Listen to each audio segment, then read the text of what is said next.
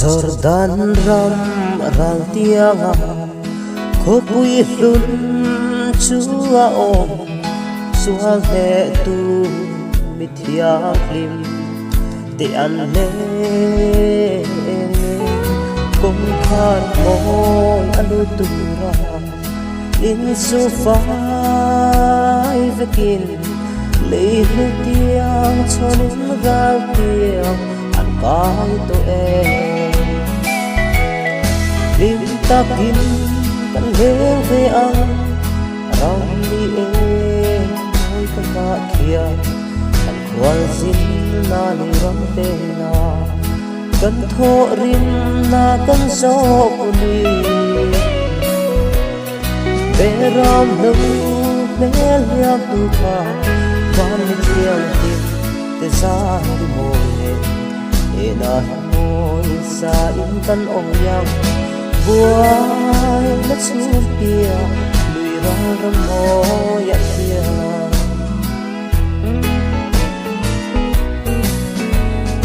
zu khopui ale te chua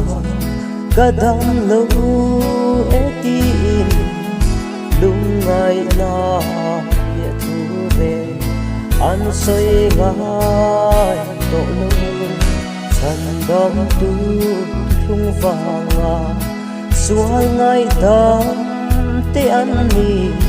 buai na ten a chi phak lo ko pui mo ya lim takin ka le ve ang ram ni moi ta ka khian kan wal zin na le ram te na kan tho rim na kan zo puni ram lu bel hiam lu ka van ni tiam te zai ri mo e na moi sa in kan ong yang buan na chung pia ni ro ro mo ya kia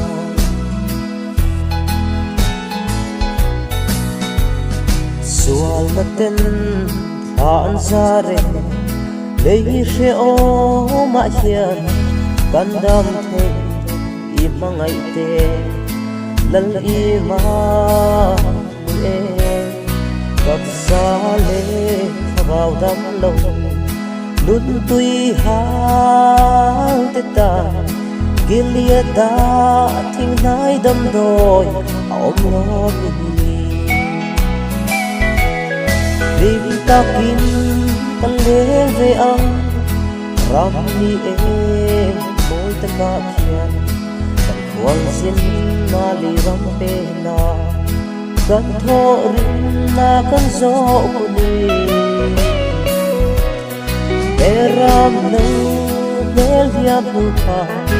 van ni tiam te sai ri mo e na moi sa in kan ong yang buai na chung pia lui ra ra mo ya kia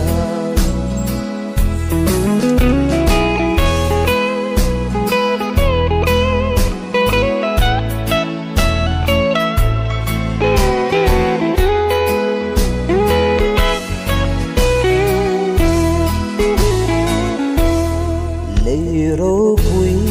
na no la lal Krista thang tu te chuan an ui lo lal rong bo na nan fi an run blue an ro sum le ti sen thia tim nen an mangai lal ram ta an la ne lim ta kin kan le ve ang ram ni moi ta ka khian kan wal zin na le ram te na kan tho rim na kan zo puni te ram lu bel hiam lu ka van ni tiam te zai ri mo ne na moi sa in kan o yang buai na chung pia lui ra mo